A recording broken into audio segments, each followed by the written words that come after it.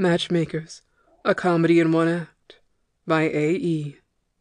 Boston, Walter H. Baker & Co. 5 Hamilton Place. Characters: Mr. F. Harrington Courtenay, a banker. Read by Greg Giordano. Mr. Aaron Fithworth, a young man with a hobby. Read by Tomas Peter. Mrs. Evangeline Rodney, a designing widow. Read by Inkell.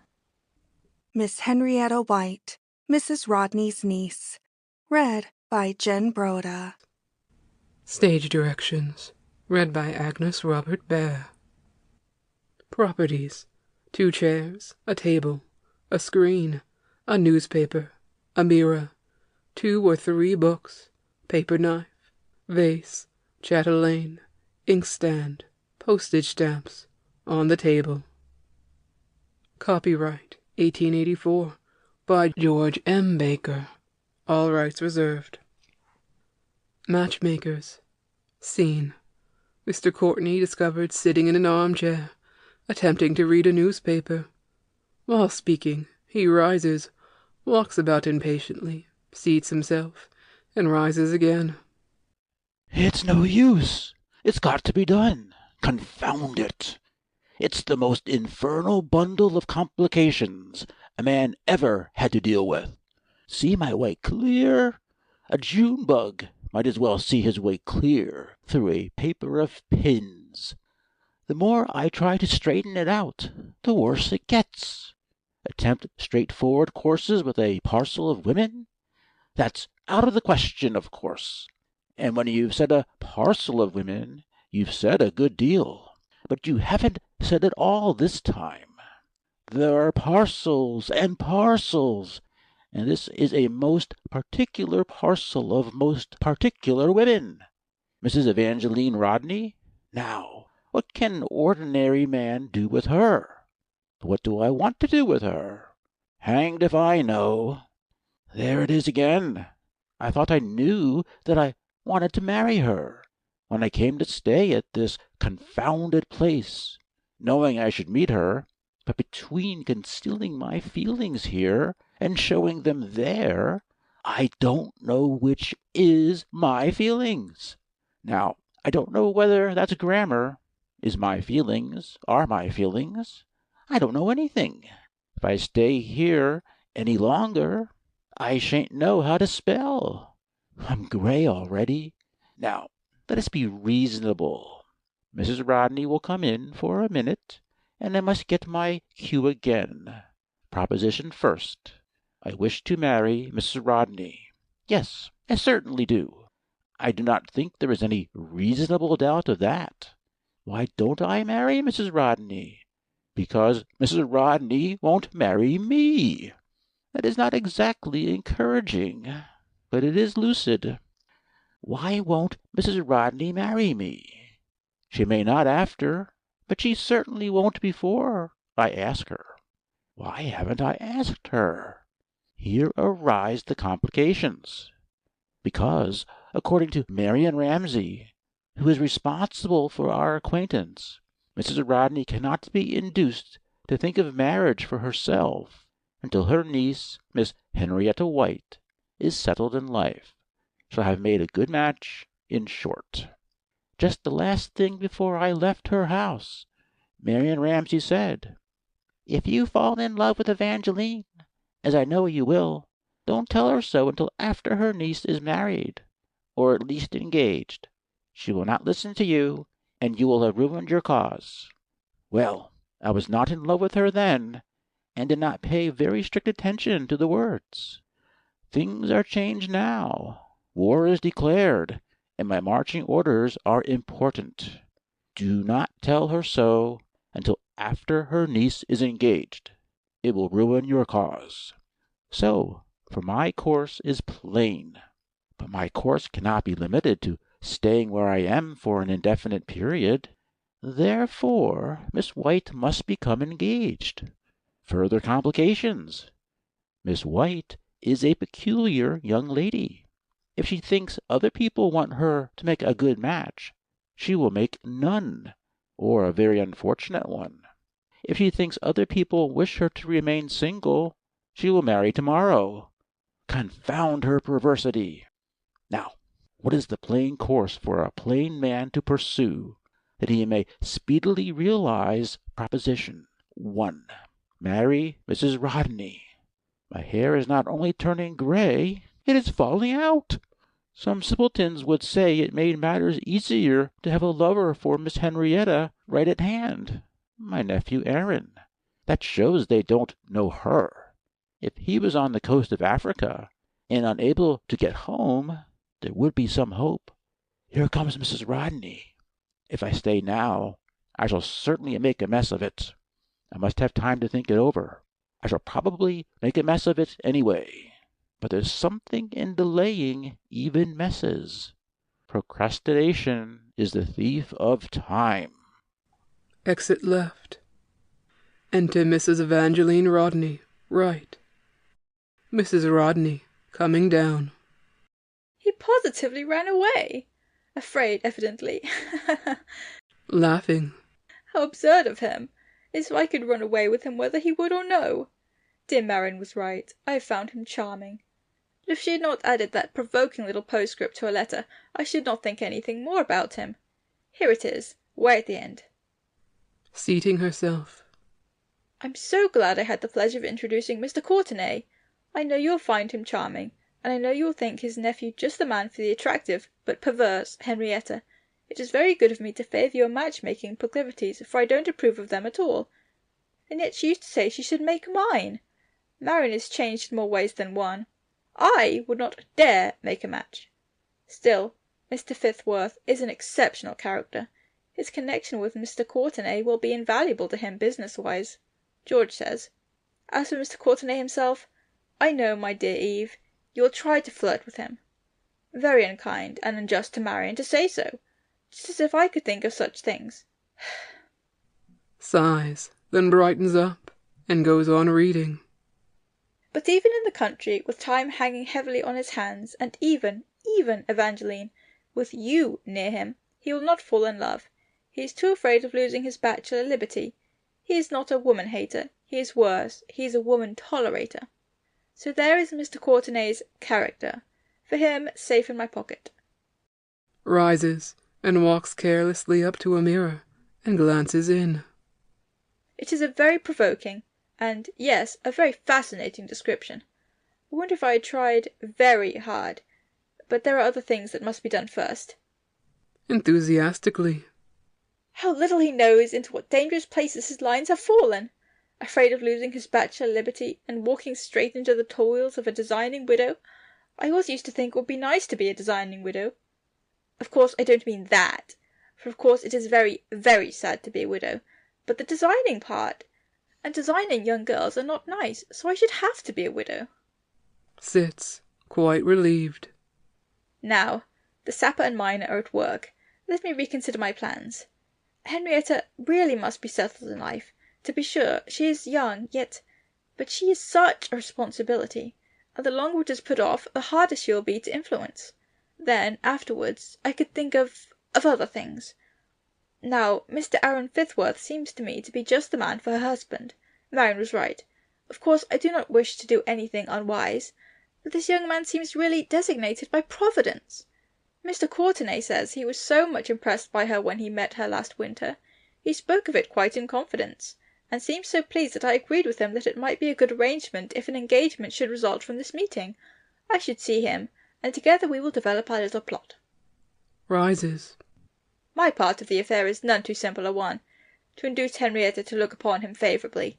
If she thinks I want her to marry him, she will not. If she thinks he wants her to marry him, 10 to 1 she will not. This, then, is my problem, to make an ardent lover and approving relatives draw a young lady into matrimony while she thinks the lover indifferent and the guardians unwilling. Is it really lovely to be so designing? Why does not Mr. Courtenay come? I must be very distant, or he will suspect me of designs. Enter Mr. Courtenay left. Ah, madam, I beg your pardon for any delay, but I was called away after coming here to meet you, some moments ago. You are perfectly excusable, Mr. Courtenay. I wish to see you, you know, upon matters relating to my niece, Henrietta. You tell me that your nephew is anxious to pay his address to my niece. Most anxious, madam. I expect him to plead his cause in person this afternoon. Aside. Faith, if he isn't too anxious, it will fare the better with him with Miss Henrietta. You conscientiously recommend him to me as a most desirable husband. Mr. Courtenay, quickly. Indeed, madam, no. There is another applicant. For my niece's hand? No. You were speaking of your niece.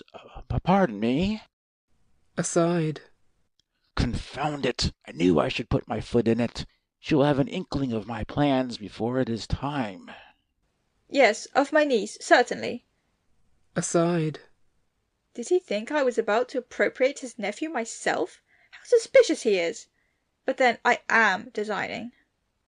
I wished to ask you if you would advise Aaron to adopt the measures usually effected by young men under similar... Certainly not. Something a little different? Something decidedly different. Laughing. I see, my dear Mr. Courtenay, that you have fathomed my niece's character. Heaven forbid! That you have perceived her only too evident wilfulness, the perversity that lies at the root of her nature. Henrietta is an exceptional character, and must be treated exceptionally. Mr. Courtenay rises. Certainly. Couldn't we accept her altogether and pass on? Mr. Courtenay! Forgive me, Mrs. Rodney. I spoke most thoughtlessly. The interests of my nephew are as dear to me as are those of your niece to you, and they seem to me to be identified. What course would you suggest? In the first place, Henrietta must not at first imagine that your nephew is interested in her. From the moment she suspects that, all is lost. Mr. Courtenay walks right, a little bewildered. Certainly she must not. Certainly. That is evident at a glance. Your nephew must be discreet, must cloak his affection under a semblance of indifference. Mr. Courtenay, aside. He'll find that only too easy, I'm afraid. Then all will go well, I am sure. We must not forget to avoid all eulogy, indeed all expressed approval. Let us lead Henrietta to suppose that we are entirely uninterested. Mr. Courtenay, aside. Lead Henrietta? That is the hardest thing she has given me to do yet. I'd rather lead a soft-shelled crab. Aloud. I am at your service, madam. I shall do my best to observe your instructions, and will answer for my nephew. Afterwards... Indifferently. Might I ask if this matter reaches a satisfactory conclusion? Mrs. Rodney, quickly. Oh, afterwards! I shall stay in the country for a long, an indefinite period. I shall then have time for liberty for several cherished projects. Mr. Courtenay, aside. She must not suspect any ulterior motive. Ah, indeed. Matrimony.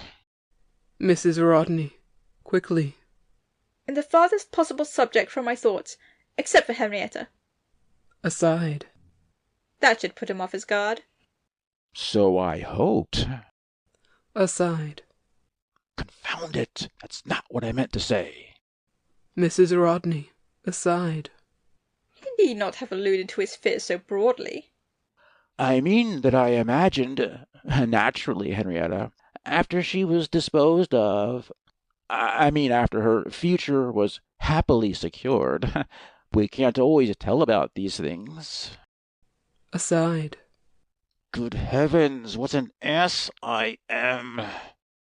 No, but I hope all will be for the best. Mr. Courtenay, fervently. So do I. There, someone has come. It must be my nephew. I will go and interview him immediately. Aside. Anything to get out of this. Do so, and explain to him any apparent coolness on my part. Exit Mr. Courtenay left. rises, comes down. Oh dear, this is charming. I can hardly keep all my designs in my head. Let me see. To make Henrietta think Mr. Fithworth is not in love with her. To make her think I disapprove his suit. To make him think that things are all right. To lead them into falling in love with each other. To lull Mr. Courtenay into a state of perfect security where he is concerned. I think I can do it all. Now I must find Henrietta. Exit right.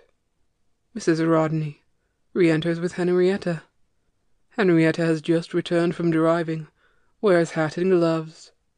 Mrs. Rodney appears anxious. Henrietta impatient. But, my dear Henrietta. Please don't call me dear Henrietta. But, my dear child. Please don't call me your dear child. Henrietta, you are impertinent. I beg your pardon, but Aunt Eve, how can I help it? What have I done, Henrietta, that you should not be able to help it? I am willing to make every allowance. But why the suggestion that you should entertain a young man during the afternoon? Henrietta, walking up and down. You know very well, Aunt Eve, that you are dragging me up to a young man, and that's not so bad either, as the way you are dragging him up to me. And you have. Well, you've just dragged us. Pray don't, Henrietta. I should think you are ponds. And you make me shiver, thinking of drowning and such things. I am sure in your sober moments. Henrietta sits left. I shall never have any soberer moments. You wonder at your own impetuosity. The idea of my dragging a young man to you. I have never thought of such a thing. Never! Gently. I have sufficient confidence in my niece's attractions to feel that violent measures in that direction are as unnecessary as they are undesirable. This particular young man, moreover, is absorbed in a hobby, railroads, which, according to his uncle, monopolizes most of his time. I should never dream of suggesting that you should interfere with his pursuits. I should, indeed, be very sorry to have you trifle with him. Henrietta, a little softened. That is all very well, but you know, Aunt Eve, that you, or that managing old Mr. Courtenay. Mrs. Rodney, offended, rises. Henrietta, I cannot allow you to speak in this way of an esteemed friend. In point of fact, Mr. Courtenay is not an old man, and he is much younger, even, than his years. Also, while I do not understand precisely your use of the word, I can confidently assert that he is not managing. Aside. At least, not too managing. Scarcely managing enough. Henrietta, impatiently rising. Well, then, this esteemed friend has brought his nephew up into this part of the country to marry me. You know he has. Mrs. Rodney, starting. To marry you, Henrietta? What do you mean? Is there anything very surprising in the fact that a gentleman like Mr. Courtenay should wish his nephew to visit the same house? A young man who, I will say, in spite of your absurd remarks, is a most estimable, intellectual, and refined young man, and one whom any girl might be proud to marry. Any girl. Henrietta pouting. I am not any girl at all. Mrs. Rodney, sighing.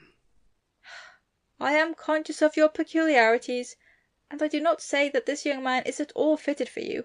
Not at all. Pauses impressively. But is there anything so phenomenal in the circumstances that you should be led to fancy you are to be forced into matrimony? Oh, no. It would take a good many very phenomenal circumstances to force me into matrimony. Very phenomenal indeed. Mrs. Rodney sits right. The circumstances may be most favourable to love-making, I allow. A house in the country, two attractive, undeniably attractive, young people, and plenty of leisure. Still, Satirically. these circumstances are sometimes unavoidable. Henrietta, rather impressed. But why do you want to send me to talk to him before I have been half an hour in the house? He has asked for you. And, my dear child, would it not be polite, not to say kind, to help to entertain a friend's guest who has nothing to do? Why doesn't he go and talk to his uncle? That is what he came up for, according to accounts. Sits left. Mrs. Rodney, a little embarrassed. His uncle? Why, well... Archly. I want his uncle to talk to me, my dear. Don't blame your aunt for wishing to be entertained too. Aside. There was diplomacy. I have never met him but once. I am naturally very shy. Mrs. Rodney, laughing. Go and take your hat off, and give your shyness time to wear off. Come back here and renew your acquaintance. That is a dear child. His uncle shall reintroduce you, if necessary. I will go, and let him know that you have arrived. Exit left. Henrietta rises, comes down. It seemed to me that there is about this matter a good deal of red tape. Why doesn't Aunt Evangeline leave the matter to accident? Why must she go and tell Mr. Courtenay that I am here, and find out if Mr. Fithworth is here, and tell Mr. Courtenay to tell him that I am here and everything? Mr. Courtenay does not seem to me one of those men who are positively dependent upon the presence of their younger relatives for mental support, but he doesn't seem able to live without Mr. Fithworth another minute. Yet, when this affectionate and clinging nephew reaches his equally affectionate and clinging uncle, he is turned over to me for entertainment. I must be polite, however, or Aunt Evangeline will scold me, and it bores one so to be scolded.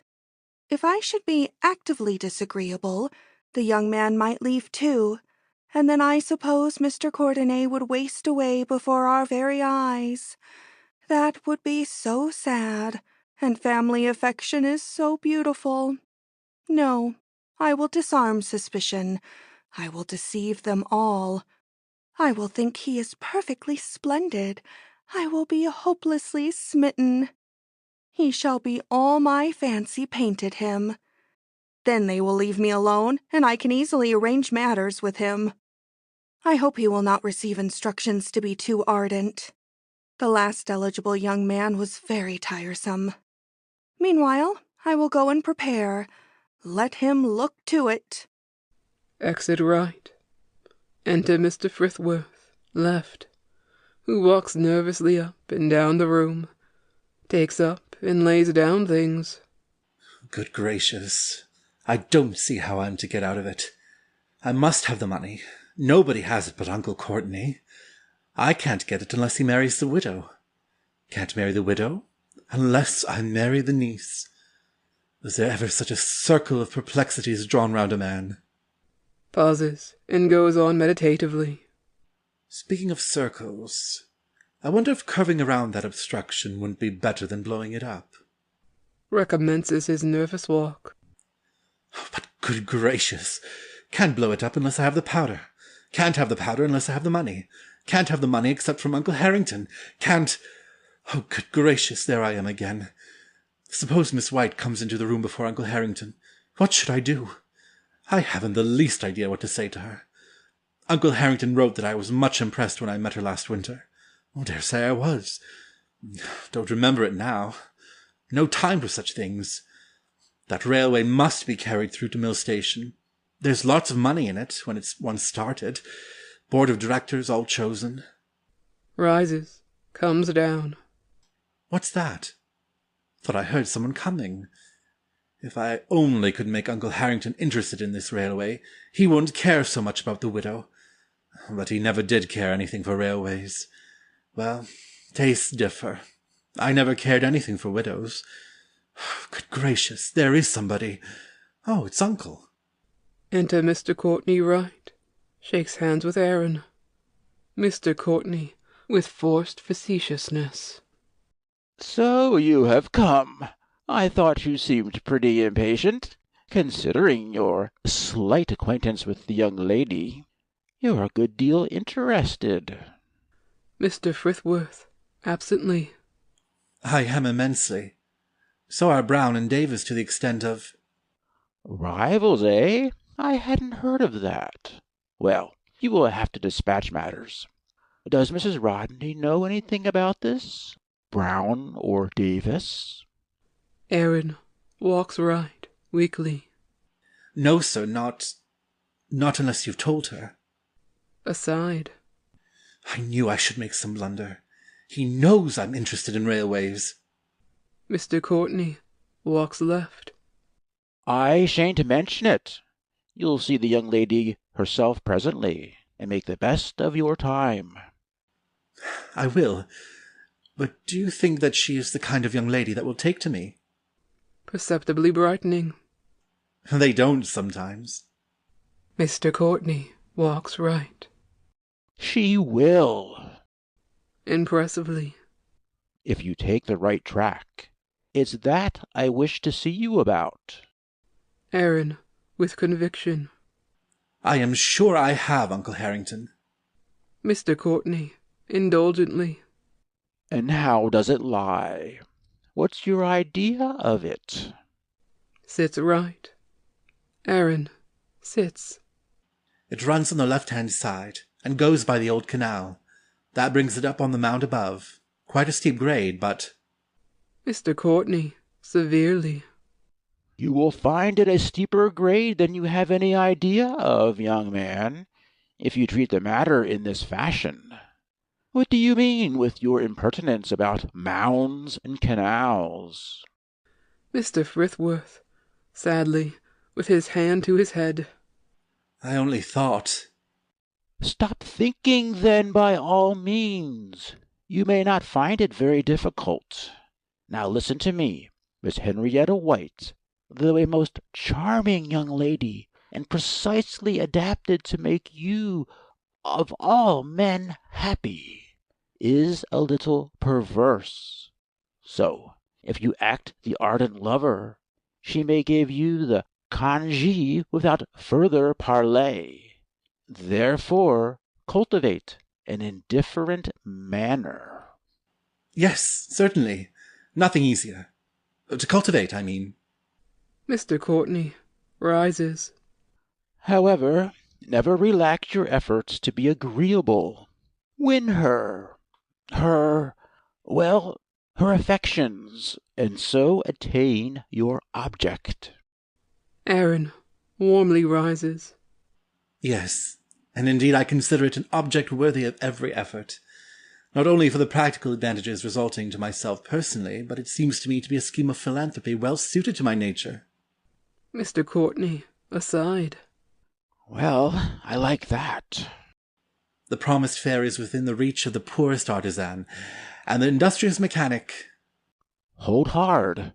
The promised fare isn't, I say, and you'd better not let her hear you say so either. I like your impudence. Impudence? Mr. Courtenay walks up and down. Yes, impudence. She's not to be had for the asking by anybody, and poor artisans and industrious mechanics are not in her line. Aaron, bewildered, but rousing himself at the last words. I beg your pardon, uncle. I don't exactly understand you, but you're mistaken about the line. It runs directly through the smaller manufacturing towns. Mr. Courtenay, thundering. And I tell you, you're an idiot. She never ran through a small manufacturing town in her life. Her aunt wouldn't let her. Her aunt? Aside. Oh, I see. I am an idiot. Mr. Courtenay, still angry. If, after you have married her, you let her make that sort of a spectacle of herself, I can't say anything, but she is at present in charge of a lady of sound common sense, and, though she herself may be a little flighty, she's not insane. Aaron, meekly. I have the highest opinion possible of her and of her aunt, I assure you. I'll do my best to win her. Her affections, as you suggested. Nervously. Will she be here soon? She is driving, I think, but her aunt expects her every minute. Have you seen Mrs. Rodney, Aaron? Aaron, absently. No, I haven't seen anybody. Is she as attractive as her niece? Worth 10 of her, Aaron.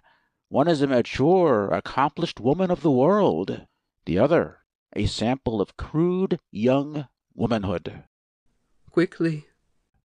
But an excellent wife for you, Aaron, excellent. But by the way, how's that railway of yours coming on? Very nicely. A little money is all that is needed. Mr. Courtenay, gaily. And that we will see about on my wedding day. You wouldn't be likely to forget it. No, I won't forget it, Aaron. I shall be most uncommonly happy, I have no doubt, but I'll be a man of business to the last. To the last. On the day Mrs. Evangeline Rodney becomes my wife, you shall have what is necessary. Without further conditions? Mr. Courtenay significantly. Without further conditions. A short pause. Aaron plunged in thought. Mr. Courtenay watches him, then rises and says gaily, When once that obstruction is removed, all things will go smoothly, no doubt. Aaron looks up quickly, rises. Yes, sir. And you know I wrote you about removing that obstruction. What do you advise? Mr. Courtenay, impatiently. I've been advising you this half-hour. Aaron, meekly. I wondered whether you would suggest blowing up, or... Blowing up? Good heavens! You're the most previous fellow I ever saw in my life. For heaven's sake, don't blow her up yet awhile. I tell you she won't stand it. After the knot is tied, you can blow her up if you like, at your own expense. Exit left. Aaron, sadly. I am afraid there is some mistake. In fact, I think I must have misunderstood my uncle. His terms are sometimes very ambiguous. Of course, if I had any idea he was speaking about Miss White, I should not have spoken as I did. I am not at all hasty or unkind with women. Uncle Harrington ought to know that. Absently. I think if I could only give Uncle Harrington a lively idea of my plan for the Moricon, he would take more interest in it. I wonder if I couldn't arrange something to give him a kind of bird's-eye view. Walks left to a table behind a screen, upon which are various little ornaments, sits and says thoughtfully, This book can represent the mount, this paper knife the track, this vase will do for the depot on the east side, and this... a chatelaine. This can be the drawbridge. Now if... Enter Henrietta right. Aaron does not see her. They told me I should find him here. If there is anything I cannot bear to do, it's to be sent to hold up my head like a lady and talk pretty to strangers. Comes down. I know they will expect him to make love to me. If he expects to himself, he may think better of it. I suppose he intends to dash into the business immediately, propose on the spot, overcome by the charm of my appearance and the multiplicity of my attractions. Carry the castle by storm, in fact. We shall see. The nearer he approaches the torrid zone, the farther I shall withdraw into the polar regions. An iceberg will appear a sunny playground compared to my demeanor. He shall. This is the stream over which the bridge goes, on which the wagons can travel that carry the rails and other material to build the road through the ravine, which leads to the other side of the river. Henrietta, who has been drawing gradually nearer on tiptoe, and now looks over the screen. And this is the cow with the crumpled horn, that tossed the dog, that worried the cat, that killed the rat, that ate the malt, that lived in the house that Jack built. Cow, did you say?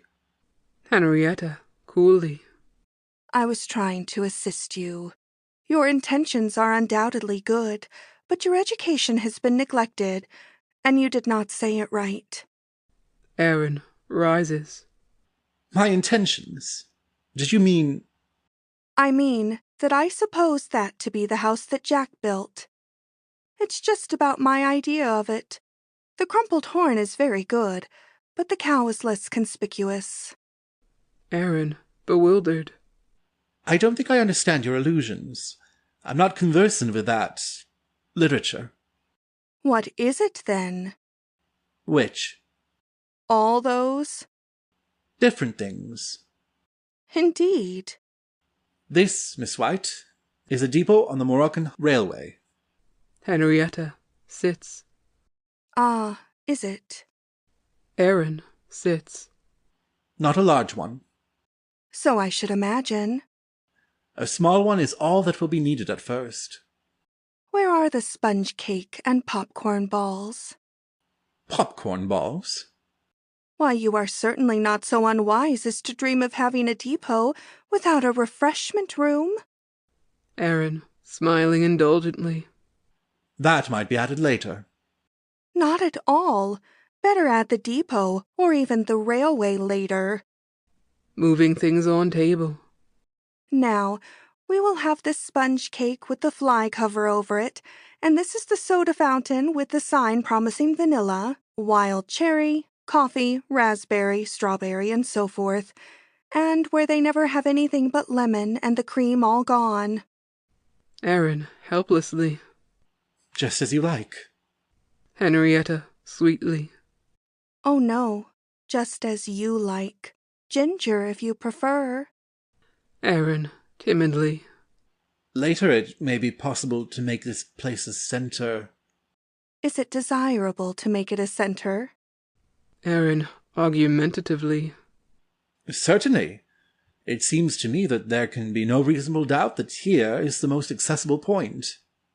It's just as easy to have the center now. Just put that inkstand on the right and leave the paper cutter where it is, and there you have it. Aaron, pityingly. But, my dear young lady, that inkstand is a precipitous promontory. Oh, Aside. I wonder if he's quite right in his mind. And the paper cutter cannot go through. I thought that was what they were for, but it's no matter. On account of this obstruction. So you see, that is impossible. Oh, certainly, any child could see that. Aside. It's best to humor him, I suppose. Rises. Comes down. He does not seem inclined to be oppressively ardent. And icebergs must be ordinary objects on his horizon, to judge from the indifference which he regards them. I am not sure that any caution on my part is necessary. I think I will try another tack. I suppose they would have told me if he was really dangerous. Goes back amiably.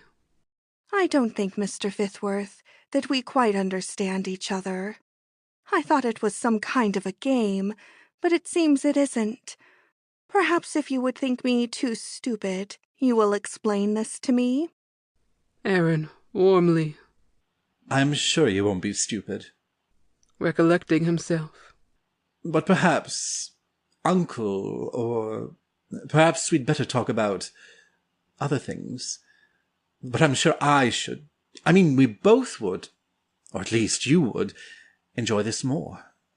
I know nothing else we should enjoy so much. What is this postage stamp? And where did you get my chatelaine? It was lying here, and I use it for the drawbridge. That postage stamp is nothing but a flag station. Is that all? But I think a flag station would be much prettier here, don't you? It ought to be elevated, you know. We can put it up on this book. And the flag can wave so much more effectively over the land of the free. Aaron, perplexed. But there isn't any elevation there. Oh, never you mind. We can have one just as easily as not. It would hardly be any more trouble at all, and so much nicer for the postage stamp. I mean, the flag station. Aaron, gently. It would be nicer, but it hardly seems to me practicable. All we really need is a switch. A switch? Oh, I couldn't really.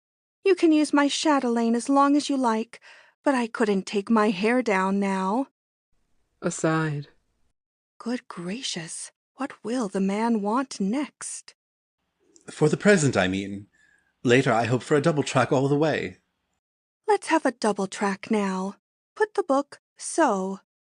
Oh, Miss White, you have hit upon my greatest difficulty. That bridge can be built only in that spot, which forces us to make a detour at great inconvenience and Sadly. great expense. Haven't you money enough to carry it on? If 25 cents would be any object. Erin, disregarding her lightness. I could have if Uncle Harrington would let me draw on him. And will he not? And you and he so devoted to each other. Erin rises. That is it. He knows he can call on me for anything. It is a poor rule that won't work both ways. This does work both ways, but my share of the work happens to be the hardest. He says he will give me the money when he Frightened. can. Henrietta laughing. When can he? When he marries. Comes left. You've no idea how much I admire you. Aside. I may as well begin. Henrietta rises, goes right. Thanks so much. When he marries? Is he going to be married? I ought not to have told you. I'd rather not speak of it again. Not that that's so much matter, but there is something else. A contingency. A pause. Do you think it looks like rain? I really hadn't thought. This contingency, what is it? You must tell me now. Erin aside. Why not, and have it over with? Comes towards her. My uncle wishes to marry your aunt. Oh, is that all? I guessed as much. Did you? Then perhaps you have guessed the rest. But no, I don't believe you would. If you have, perhaps you'd rather I wouldn't say any more about it. If you had, don't mind telling me so. I won't. Indeed, I'd as lief not. Henrietta aside. I shall now unravel the plot. Aloud. What do you mean by the rest? That my aunt won't marry him? Erin mysteriously. He hasn't asked her. Well? A pause. Does he want her to ask him? No. Another pause, boldly. He wants me to ask you. You to ask me? For what? My permission? Laughing. He shall have it. Shall I say the somewhat hackneyed, but always appropriate, "Bless you, my children"? Or does he prefer another form of congratulation? That is not what I was to ask you. No. A pause. Whatever it is, you seem in no haste to get it off your mind. That is just it. He told me not to be in a hurry. I'd spoil everything. Despairingly. That I'll probably spoil everything anyway. Very likely. Erin, slowly. He wants me to ask you to marry me. Henrietta, a pause. Oh, Another pause. why? Erin, eagerly. Because he thinks your aunt will not marry him unless you marry somebody first, and so he didn't want to say anything to her until I'd said something to you. Henrietta, aside. And Mr. Courtenay is not too managing. Aunt Evangeline was right. He is not managing enough. Aloud. You've said something now. Then there is the railroad. Henrietta goes to table. Yes, there is the railroad. It's very ingenious. Did Mr. Courtenay tell you to show that to me, too? No, that was my idea. And a very pretty idea, too.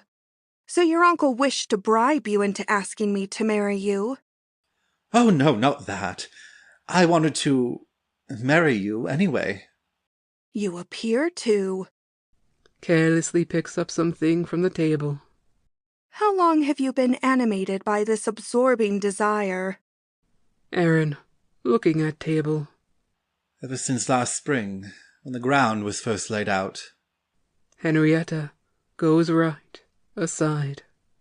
It would be a comfort to know whether he is speaking of a cottage home or a lot in a neighboring cemetery. He jumps at conclusions so rapidly that he may lose sight of the intermediate step in either case. I'm sure I cannot fail, though it seems at first a rash undertaking, and in the eyes of certain prejudiced people success is scarcely desirable. It is very good of you to call them prejudiced. Oh well, there was a time when I saw the matter in the same light myself. Henrietta, growing angry. Indeed. How long ago, may I ask? Before the undeniable advantages of the step were proved to me. It simplifies matters, however, to have you consider it favourably at once. Some prejudiced people might think so, it is true, but you do not seem much in need of encouragement. Have you decided upon the day which is to bring the grand finale of this ingenious plan, and definitely settle this matter in the presence of witnesses? As it is only a matter of time, I may as well, I suppose, be informed. Aaron, surprised at her tone. Certainly. Of course, I alone cannot fix it positively. Others are to be consulted. Indeed, you are very considerate. But some time during the coming summer would, I think, be agreeable to all parties. We can have a band. A band? And extensive decorations. In the way of flowers, I suppose. Yes, and flags. The American flag. Certainly the American flag. I know that generally plays an important part of would-be festive occasions, but it seems to me that flowers are more suitable for a church. A church? There will hardly be any necessity for a religious ceremony, I think. What? Why, no, I think not. Mr. Fithworth, I have borne with this impertinence long enough. It rather amused, even while it vexed me, but when you proposed that we should be married before a secretary or a speaker, Half crying. or some other dreadful person, I will not bear it. I would like to know if you or your uncle think my aunt will permit such an arrangement. Walks up and down. Aaron, utterly bewildered. I was not speaking of our being married. What were you speaking of? Of the completion of the Moroccan Railway. Henrietta sits hysterically. Why didn't you say so before? I thought you knew. That mistake is rarely made. Please not make it again. No, I won't. I will tell you what we can do. You pretend to have fallen in love with me. Aaron, eagerly. Yes, I have been pretending all along. Sits. Henrietta, tartly. You have pretended pretty badly, then. See if you can't do better. Aaron, meekly. Very well. I shall pretend to have fallen in love with you. Do you suppose you can? Oh, yes, I can. Thus we shall cheat Aunt Evangeline and Uncle Courtenay into an engagement. See? Then you will have the money, and I shall be left free to do as I please, and then we can stop pretending. Aaron, delightedly. That is just the thing. Such larks. Here they are now. Come, we must have a little time to rehearse. Exeunt right. Enter Mrs. Rodney and Mr. Courtenay. Left. They have been here some time, and have just left the room together. I think the arrangement works to a charm, Mrs. Rodney. Mrs. Rodney sits right. Yes, my plan of letting them make each other's acquaintance was, I am sure, the better one. Henrietta is so ridiculously perverse that the very fact of my presenting a gentleman to her prejudices him in her eyes. Mr. Courtenay draws a chair right. May I hope that now that your uneasiness as to your niece's future seems in a fair way to be removed, you may turn your attention to the affairs of others, affairs so immediately connected with yours that they are almost, in fact, that they become your own affairs. Mrs. Rodney, laughing. My dear Mr. Courtenay, what a dreadfully long sentence, and how dreadfully often you introduce my affairs! Are they in such a bad state? Positively, you frighten me. I know I've no end of plots and counterplots on hand, but I did not know I'd fatally involve the interests of others. I begin to feel like a bank cashier, or a telegraph office, or some of those complicated things. Mr. Courtenay, drawing nearer. My dear Mrs. Rodney, you may have most unconsciously, most innocently, involved the interests of others to an extent that may well be termed fatal. You are laughing at me, Mr. Courtenay. I am not speaking at random, believe me. I know of one who but waits for a word of encouragement. Mrs. Rodney, aside. He introduces a third person just as a tete-a-tete is becoming interesting. He's so afraid my designs include him. Aloud. But how can I look for this mysterious, I fear, fictitious personage, while my dear Henrietta is still in my mind and heart? You know, Mr. Courtenay, she is my sole interest at present. Mr. Courtenay, aside. I feared I was premature. Marian was right. She will not have you, and you will have ruined your cause. Gallantly. Let us hope, then, that in transferring her to the mind and heart of another, you may find a vacancy in your own, which some fortunate man may be permitted to fill. Aside. That was well shifted to general grounds. Aloud.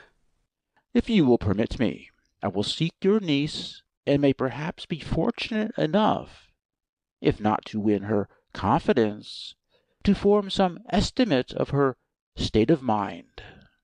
Exit. Mrs. Rodney comes down. Charming man, but so afraid of losing his bachelor liberty. Never mind. If Henrietta and Mr. Fithworth only fancy one another, there will be plenty of time for... But here is Mr. Fithworth alone.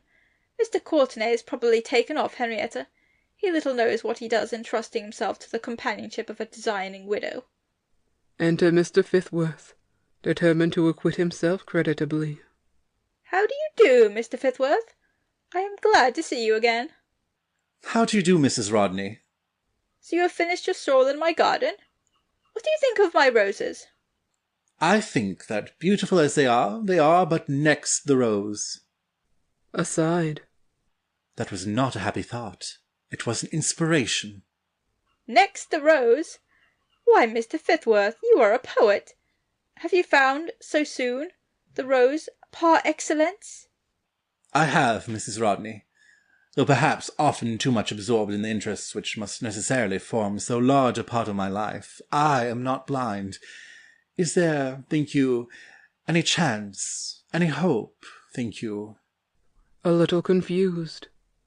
that your niece will deign to be the day-star, the headlight, as it were, of my otherwise dark existence? Fans himself. Mrs. Rodney, aside. What a singular young man! Evidently quite in earnest, but what an odd comparison! Aloud. Ah, Mr. Fithworth, you are by no means the first that has found my niece's charms powerful. I am used to the story, but whether or not she will listen to it is another thing. Have you said anything to her? Impressively. Of the subject of subjects? I mean, of course. Aaron, his manner changes. Yes, and she seemed quite interested. Indeed she did. She thought of it quite favourably, spoke of its being quite a nice plan. I told her that of course I could not promise that it would be all she hoped. The expense, of course, is the great question. Mrs. Rodney, surprised, but listening politely. Aside. What a very singular young man! To speak of the expense as the great question, thus early in the affair, and how very remarkable that Henrietta should treat the matter so! Spoke of it favourably. Smiling. The expense is a matter to be considered. It is often heavy. Often simply ruinous. Mrs. Rodney, still smiling. But I think you'll manage to make both ends meet. Both ends meet. I had no idea of doing that, you know. Mrs. Rodney, helplessly. No, I did not know. One terminus is at the extreme eastern part of the state, the other at the extreme western. Terminus? Aaron, mildly. You were speaking of the Moroccan Railway, were you not? Mrs. Rodney, laughing. Oh, you man of one idea. How you mystified me. I thought you were speaking of my niece and your affection for her. Aaron, crestfallen. So I was, at first. I am very fond of her. Mrs. Rodney, laughing. Be careful how you tell her of it. She might not be as indulgent of your hobby as you see I am, if you introduce it so inopportunely. I have spoken to her of it, and she listened. Mrs. Rodney, warmly. And that is as much as you could hope for, considering my niece's somewhat peculiar character. Sighing. She seldom listens to me. Then you advise me to persevere? By all means. And your uncle, he will approve? Oh, yes. If he did not, I would give it... It would be unfortunate. It would, indeed. But you will gain his consent. I am glad you admire Henrietta. I know you are longing to break forth into more poetic rhapsodies. I am. A silence, in which Mr. Fithworth feels it his duty to rhapsodize, and Mrs. Rodney watches him with an expectant smile. She is a very pleasant young lady. Yes, charming manners. Aside. When she likes. Yes. Mrs. Rodney, after a pause. And pretty. Yes, quite pretty. Mrs. Rodney, after another pause, a little impatiently. And clever. Is she? Yes, I noticed it. Very clever. Mrs. Rodney, rising. I see you do not intend to allow yourself to be too enthusiastic in my presence. Aside. I never saw so impassioned a lover. A very pleasant young lady, and quite pretty. What can Henrietta be thinking of? I am half repenting, but perhaps he is diffident. Aloud. Where did you leave my niece? I left her about 5 minutes ago in the garden with my uncle. Mrs. Rodney, impatiently. 5 minutes? Half an hour at least. Was it? Recollecting himself. It seems longer. Mrs. Rodney, half laughing. Does it? It seemed shorter a moment ago. Suppose we look for them. As you please. Mrs. Rodney, shaking her head. It ought to be as you please. Exeunt. Enter by another door Henrietta and Mr. Courtenay. I am so glad, so very glad, my dear Miss Henrietta, to hear you say so. And I should not speak so earnestly did I not feel your future happiness would be secured. You're so kind, Mr. Courtenay. So kind and disinterested. Not so disinterested as you think. Henrietta, innocently. No. Do you think, aside from my interest in you, my dear young lady, that it can be a matter of indifference to my family feeling, who was introduced to me as my future niece? Did you really give any thought to that? I shall now begin to keep watch over you, my dear uncle. You must be very careful whom you introduce to me as my future aunt. I'm so particular about such things. You've no idea. So, miss, you already regard me as an uncle. That's right. But I really didn't think Aaron, good boy as he is, would insinuate himself so soon into your interest. How was it, eh? Henrietta, bashfully. Oh, well, he's so taking. Taking, is he? Henrietta, more bashfully. and so ardent. Mr. Courtenay, aside. He must have braced up wonderfully. Aloud. Of course he is. Of course he is. What else could you expect? And so wrapped up in me, so oblivious of everything else. Mr. Courtenay, aside. He was wrapped up in something else when I saw him. It is the real thing if it has knocked that deuced railroad out of his head. Aloud. I knew it would be so. Fastidiously. There will be no doing anything sensible with him now, I suppose. Henrietta, aside. No, nor at any time. Aloud. He is so different from other people, so what you clever people who think in Latin call sui generis. Sui generis. That is it. Trust a woman for keen analysis of character. Henrietta, demurely. Some people might call it queer. Mr. Courtenay, easily. Some people might, to be sure. Queer? Yes, perhaps queer. A little. Henrietta, quickly. But what is the odds as long as you are happy? Mr. Courtenay, laughing. What's the odds, indeed? He is, he has been, Watching the effect. rather interested in railroads. Henrietta, innocently. Has he? I'm so glad. Railroads are so nice. Perhaps he'll give me one of my own. I always wanted to keep a ticket office. I have no doubt that he will let you. Aside. It's a special dispensation that he hasn't already offered her the situation. Aloud.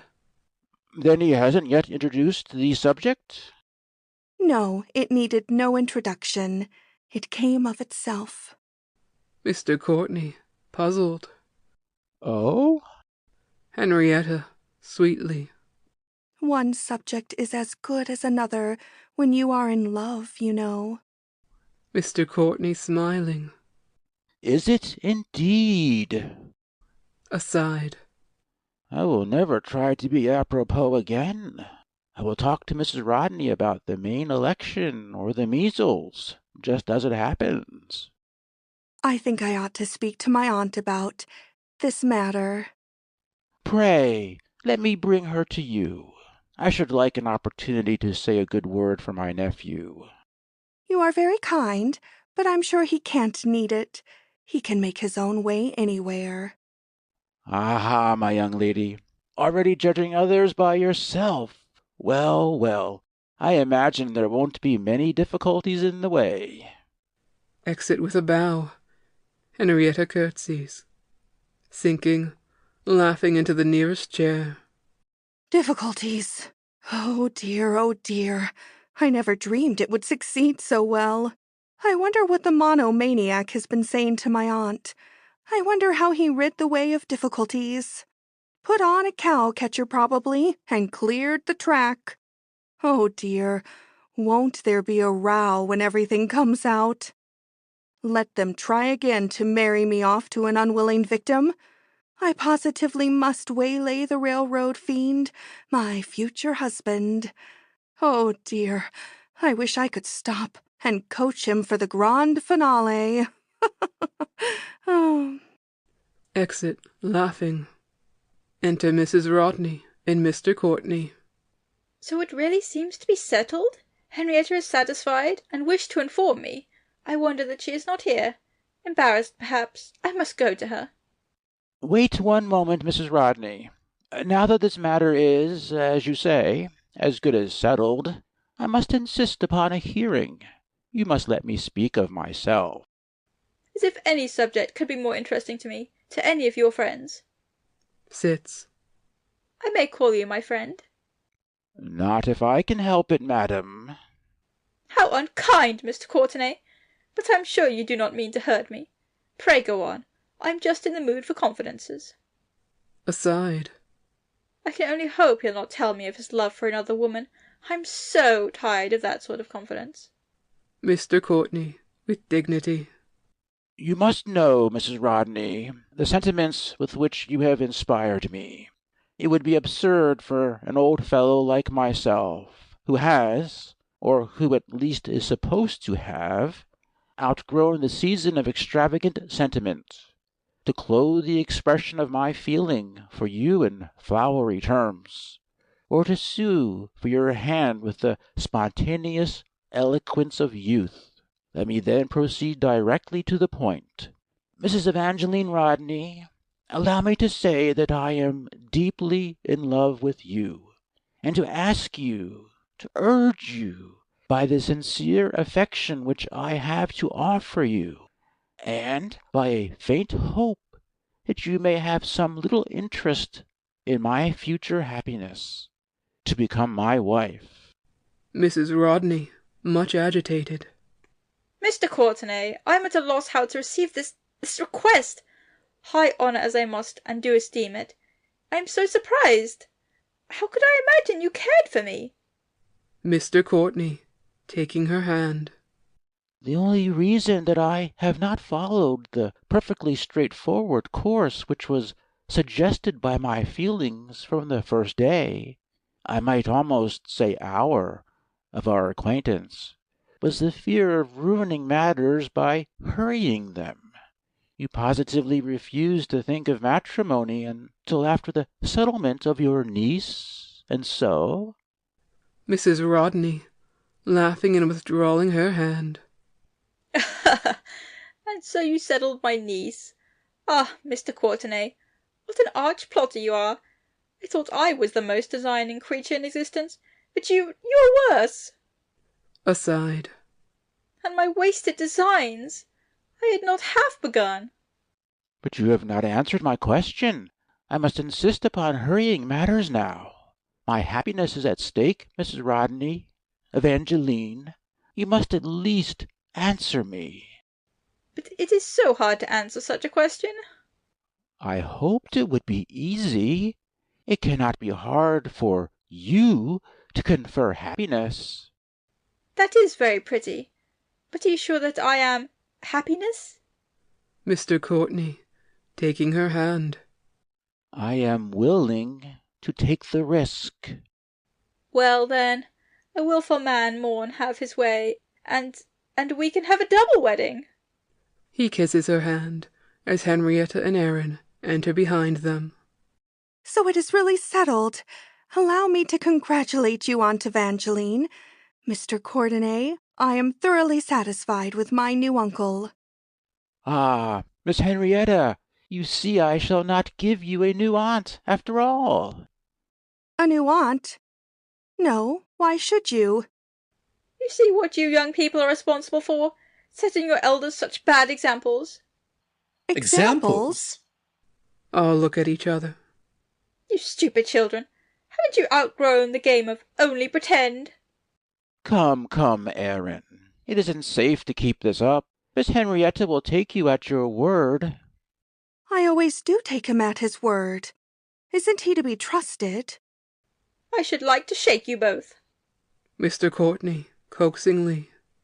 Now, Miss Henrietta, do be reasonable, even if you must be commonplace. With pleasure. But how? To Aaron, with a frozen smile. Do you know anything of this? Of what? Mr. Courtenay, angrily. He doesn't know anything, Miss White. I don't wonder you are piqued. He would vex a saint.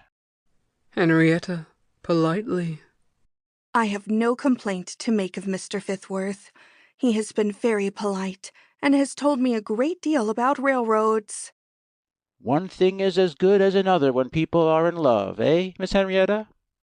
So I have heard, and when one is not in love, railroads are invaluable. Mr. Fithworth, I warned you that my niece's temperament was peculiar. Miss White has been very kind. Mr. Courtenay, indignantly. Too kind, I begin to think. Kind enough, I fancied, to promise to marry you. If Miss White had made me such a promise, I'm sure I should have remembered it. Henrietta, indignant. I should not have hesitated to remind you of it if I had. Henrietta, answer me. Are you not engaged to Mr. Fithworth? Henrietta, haughtily. Certainly I am not. This seems to me a very singular cross-examination. Mr. Courtenay, beginning to look a little amused. Aaron, are you, or are you not, very much in love with Miss White? She is very nice, I'm sure. Very nice indeed. Henrietta, angrily. Things have come to a pretty pass when a young man cannot spend a day in the same house with one without being asked his intentions, and in her presence. A perplexed pause. Henrietta, what have you been about? Is this the result of some audacious plan? Henrietta, saucily. I did not know designs were catching, Aunt Evangeline. Perhaps they are. Mr. Courtenay comes down with Mrs. Rodney. My dear Evangeline, I begin to think these utterly unscrupulous young people have entrapped us. But of course these mischievous plots cannot make any difference with let me say our, happiness. Perhaps it would be foolish to allow them to. Supremely foolish. I may as well tell you. Do you know what I was going to do after Henrietta was established? Attend to certain business? No. I was going to make love to you. Were you? You would have done it better than I. Yes, just to see if I could, you know. Laughing. You were so fond of your bachelor liberty. Marion said it would be useless for me to try. Marion Ramsay? Ah, I fear Marion is a double dealer, too. I begin to see through her. Well, reverse the order. Make love to me now, and establish Henrietta afterwards. Henrietta, coming down. Mr. Fithworth and I have been talking the matter over, and we have no objection to dancing a quadrille, a plain one, at your wedding. You naughty girl! I shall make your match yet. Henrietta, laughing. Oh, I don't mind. And I shall find another wife for you, Aaron, since there seems a mistake about this affair. Aaron, resignedly. Very well. Do you know, Harrington, I believe Marion Ramsay meant us to fall in love with each other all the time. I'm very glad she thought of it. They all seem to have been better matchmakers than we are. Even these young people. Mrs. Rodney pauses sadly, then says, No, not at all. We, at least, Harrington, have made our own. Curtain. End of Matchmakers by Eliot Trumbull.